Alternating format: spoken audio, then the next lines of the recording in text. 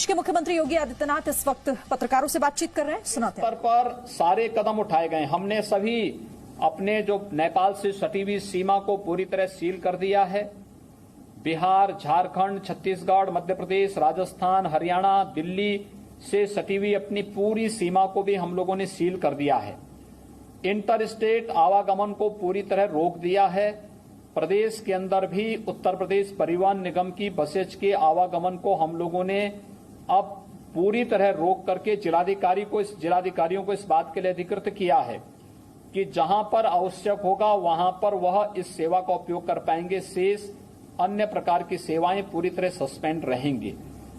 ये प्रदेश के हित में उठाए जाने वाले वे कदम थे जो आवश्यक महसूस हो रहे थे और कोरोना वायरस की महामारी के प्रकोप को रोकने के लिए समयबद्ध ढंग से जो कदम उठाए गए हैं उस श्रेणी में जो कार्रवाई हमारे स्तर पर होनी है वह अत्यंत आवश्यक थी।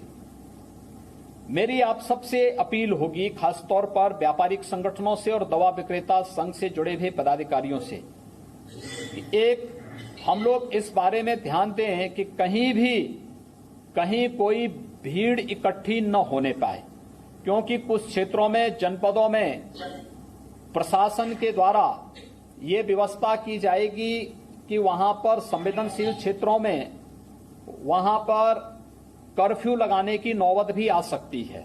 संवेदनशील क्षेत्रों में जिला प्रशासन को हम इस बात के लिए अधिकृत करेंगे कि जिलाधिकारी, पुलिस अधीक्षक और सीएमओ ये इन बातों को तय कर लेंगे कि कहां पर कर्फ्यू लगानी है, कहां पर हमें लॉकडाउन करके वहां पर ये व्यवस्थाएं देनी है। ये चीजें जिले स्तर पर भी ये चीजें हम लागू करेंगे और पूरी सख्ती के साथ आज दोपहर के बाद से विभिन्न जनपदों में ये कार्रवाई हमारी प्रारंभ होगी। जन सहभागिता के माध्यम से इस पूरी कार्रवाई को, क्योंकि 23 करोड़ जनता के स्वास्थ्य के साथ खिलवाड़ करने की छूट नहीं दी जानी चाहिए और इस पर हम सबका सहयोग अपेक्षित होगा। एक इस दृष्टि से आज सरकार ने ये कदम उठाए हैं और मैंने आवश्यक समझा है कि आप सबको इसके बारे में मैं अवगत कराऊं। दूसरा, जो चीजें हमारे सामने चीजें आ रही हैं, हम लोगों ने अपने परिवहन निगम की बसेज को रोका है, चाहे वह इंटरनेशनल और डोमेस्टिक फ्लाइट है, इसको पूरी तरह रोक दिया गया है। इंटर स्टेट कनेक्टिविटी को पूरी तरह रोका गया है, सीमाओं को पूरी तरह सील कर दिया गया है। लेकिन कुछ चीजों को हम लोगों ने अपनी छूट दी है, खासतौर पर जैसे आवश्यक वस्तुओं के लिए जो ट्रक सामान लेकर के आ रहे हैं, इनको आने की पूरी छूट होगी। लोकल स्तर पर जो चीजें आवश्यक वस्तु समाज यानी जो सोसाइटी के लिए, आम जनमानस के लिए आवश्यक हो, ये चीजें लाने वाले जो वाहन होंगे उनको इसकी छूट होगी। इसके अलावा एम्बुलेंसेज हैं, चाहे 108 है, 102 है, एडवांस लाइफ सपोर्ट एम्बुलेंसेज हैं। इसके साथ ही जो प्राइवेट एम्बुलेंस भी हम लोग इसके लिए ले सकते हैं और इस पर हम लोगों को पूरी तरीके से जनता को सहयोग करने की दिशा में ये कार्य होंगे। हम लोगों ने साथ ही प्रदेश के अंदर कुछ कमेटियां गठित की हैं और कमेटियों को इस रूप में गठित किया है। हर एक जनपद में मैं आप सबसे चाहूंगा कि आप भी, आपके स्तर पर भी इस प्रकार के ट्वीट हों, बयान आए कि भीड़ न लगाए जाए कहीं भी। और इस दृष्टि से हर एक स्तर पर सोसाइटी के से ही, समाज से ही इस प्रकार का आह्वान होना चाहिए कि जो लोग जहां हैं वे वहीं रहें। ऐसी स्थिति न आने पाए कि अगर कहीं कोई उद्योग बंद हो रहा है, कोई फैक्ट्री बंद हो रही है या कोई प्रतिष्ठान बंद हो रहा है तो लोग वहीं से स्टेशन के लिए निकल रहे हैं। देखिए, न रेल मिलेगी, न वहां पे बस मिलेगी, न एरोप्लेन मिलेगा, तो आप फंस जाएंगे। आह्वान होना चाहिए कि जहां है, अगर आप किसी किराए के मकान में रह रहे हैं तो वहीं पे रहिए, अगर आप छात्रावास में रह रहे हैं तो वहीं पे रहिए, आप किसी सरकारी आवास में रह रहे हैं तो वहीं रहिए, गांव जाने के चक्कर में न पड़े। एक पहले चरण में हम लोग इन चीजों को सुनिश्चित करें कि हर एक स्तर पर आह्वान हो और व्यापारिक संगठनों से मैं अपील करूंगा कि वे भी इस सहयोग में इसमें अपना योगदान दें कि कोई भी व्यक्ति जहां कहीं है, देश में, दुनिया में, प्रदेश में, वे अपने स्थान पर ही, अपने क्वार्टर पर, अपने घर पर, अपने किराए के मकान पर, अपने हॉस्टल पर रहें। और इसको हमारे मुख्य सचिव की अध्यक्षता में जो कमेटी बनी है, वह कमेटी इस चीज को मॉनिटर कर रही है, वो देखेगी, पूरे प्रदेश के अंदर इन चीजों की समीक्षा करेगी। दूसरा जो सहयोग इसमें हो सकता है, वह हमारे कृषि उत्पादन आयुक्त के माध्यम से जिस कमेटी को मॉनिटर किया जाएगा, वह एक कि सब्जी और दूध की आपूर्ति आवश्यक रूप से हर मोहल्ले में हो। सब्जी मंडी में भीड़ न लगे, डेयरी में भीड़ न लगे, दूध के स्टॉल हैं वहां भीड़ न लगे, एक समय में 2 से अधिक लोग इकट्ठे न होने पाए। इस दृष्टि से सब्जी के ठेले या सब्जी का वाहन हर मोहल्ले मोहल्ले जाकर के लोगों को सब्जी बेच सकें, वहां पर उपलब्ध करा सकें। और सीमित संख्या में, ऐसा नहीं कि एक ट्रक जा रहा है तो पूरा ट्रक ही कोई एक परिवार खरीद रहा है, ये स्थिति नहीं होनी चाहिए। सीमित संख्या में ये चीज वहां पर उपलब्ध कराने की व्यवस्था।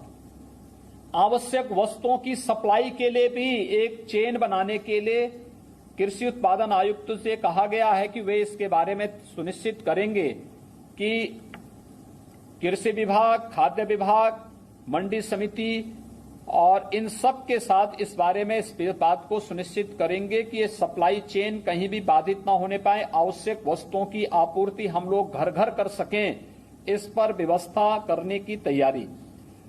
और ये चीजें बनी, लेकिन साथ साथ इस बात को भी ध्यान रखना कि सब्जी हैं, आवश्यक वस्तु हैं, इनके दाम अधिक न कोई लेने पाए।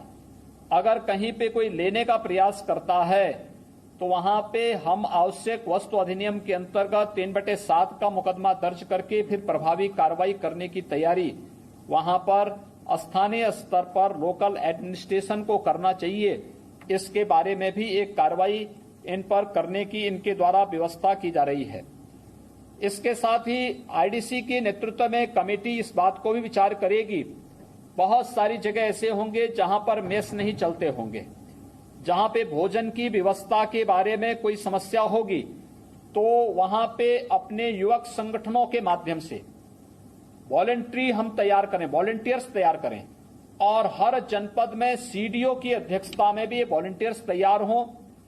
नेहरू युवा केंद्र के माध्यम से, युवक मंगल दल के माध्यम से, अन्य विभिन्न युवा संगठनों के माध्यम से उत्तर प्रदेश को यह सौभाग्य प्राप्त हुआ है कि 23वां अभी इस वर्ष हम लोगों ने जो नेशनल यूथ फेस्टिवल किया था वह उत्तर प्रदेश में ही 12 जनवरी से 16 जनवरी के बीच में किया था।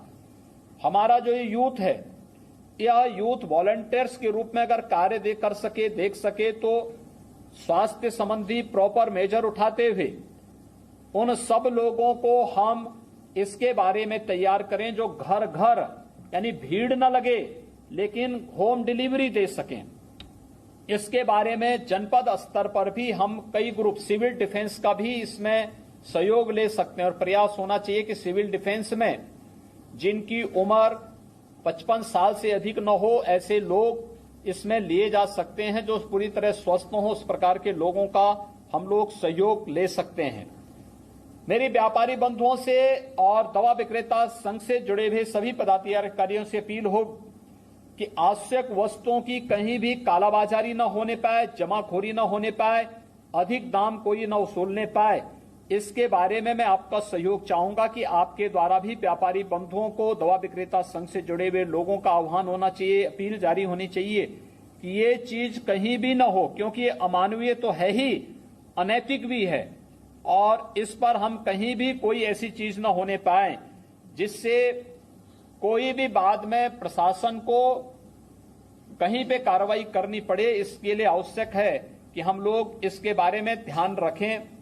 जो आवश्यक दवाइयां हैं, कल WHO ने भी और ICMR ने भी मलेरिया से संबंधित कुछ दवाओं को इसके लिए आवश्यक माना, लेकिन हम लोगों ने देखा कि मार्केट से दवा अचानक गायब कर दी गई।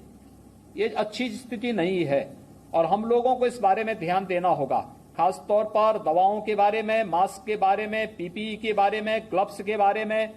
ये सभी आपूर्ति मार्केट में रहे। बंदी के दौरान आवश्यक सेवाएं बाधित नहीं होंगी। दवा की जो सामान्य थोक की दुकानें भले ही बंद होंगी, लेकिन रिटेल की दवाइयां प्रशासन जहां उचित समझता वहां पर खुली रहेंगे। लेकिन शेष अन्य चीजों को हम रोकेंगे, अन्य कार्रवाई को हम रोकेंगे, साहब आवागमन को रोकेंगे। सरकारी कर्मचारियों को अलग अलग शिफ्ट में काम कर, पहले तो इनकी संख्या आधी कर दी गई है और आधी संख्या भी 3 शिफ्ट में ड्यूटी पे जा रही है। उनके पास जो अपने आई कार्ड होंगे उसका इस्तेमाल करके उनको जाने की सुविधा होगी। लेकिन अन्य लोगों के लिए प्रशासन पास जारी करेंगे और पास उतने ही जारी करेंगे जिससे कहीं भी कोई अव्यवस्था और अराजकता का माहौल न पैदा होने पाए। याद करें, एक समय में 2 से अधिक लोग एक स्थान पर कतई खड़े न होने पाए। एक मेरी अपील होगी, मैं भी वीसी में भी देख रहा हूं कि बड़ी मात्रा में लोग वीसी में भी मास्क लगा करके बैठे हैं। ये मास्क की आवश्यकता सबको नहीं है। आप हमारी इस बैठक में देखेंगे, इस बैठक में कोई भी व्यक्ति मास्क नहीं लगाया है।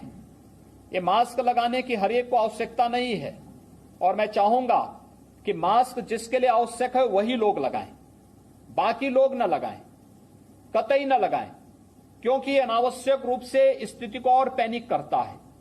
जो लोग उसके साथ जुड़े हैं, सुविधा के साथ जुड़े हैं, जो लोग ट्रैवलिंग के साथ जुड़े हैं, जो लोग वहां पर हॉस्पिटल के साथ जुड़े हुए हैं, जो लोग ट्रांसपोर्टेशन के साथ जुड़े हुए हैं, वे लोग तो लगाएं। जिनके संपर्क में इस प्रकार के लोगों को आने की आवश्यकता, वे लोग तो लगा सकते हैं। लेकिन हर व्यक्ति इस प्रकार का मास्क लगा करके चले, मुझे लगता है उचित नहीं होगा। और इसके लिए आवश्यक होता, बहुत ऐसी स्थिति पैदा होती है तो उन स्थितियों में हम एक रुमाल को, साफ सुथरे कपड़े को 4 फोल्ड करके, 3 फोल्ड करके उसी को मुंह पे बांध सकते हैं। उसके लिए मास्क की आवश्यकता बहुत नहीं पड़ेगी। ये चीजें हम लोग इसके बारे में ध्यान रखें। भीड़ भाड़ कतई न हो। और अपील ये करूंगा कि जितने भी हमारे औद्योगिक संस्थान हैं, व्यापारिक संस्थान हैं, या फिर निजी क्षेत्र के हों, सार्वजनिक क्षेत्र के हों, अर्ध सरकारी क्षेत्र के हों, विद्यालय हों, कॉलेजेज हों, टेक्निकल इंस्टीट्यूशंस हों, उद्योग हों, इनमें कार्यरत जो भी श्रमिक होगा, जो भी कर्मी होगा, जितने दिन की ये छुट्टी कोरोना वायरस के कारण हो रही है, इन्हें लीव विद सैलरी देने की व्यवस्था होगी। उन सबको ये व्यवस्था की जानी चाहिए जिससे किसी का परिवार भूखों रहने की नौबत उसके सामने न आने पाए, क्योंकि ये मानवीय संवेदना का पक्ष है और इसका हम पालन अवश्य करवाएं। योगी आदित्यनाथ को आप सुन रहे थे, किस तरीके से उन्होंने पूरा रोड मैप एक तरीके से बताया कि इस क्रूशियल सिचुएशन में कैसे सरकार लोगों के साथ है। और साथ ही कोरोना के खिलाफ जी न्यूज भी लगातार आपको जागरूक कर रहा है। जी न्यूज का हम ब्रेक लें उससे पहले आप सभी लोगों से अपील कि जो इस सिचुएशन में जरूरी है, यानी कि घर पर रहना, स्टे होम, लोगों से घरों में रहने की आप भी अपील करिए, खुद भी रहें और कोरोना को हराने में सहयोग करें।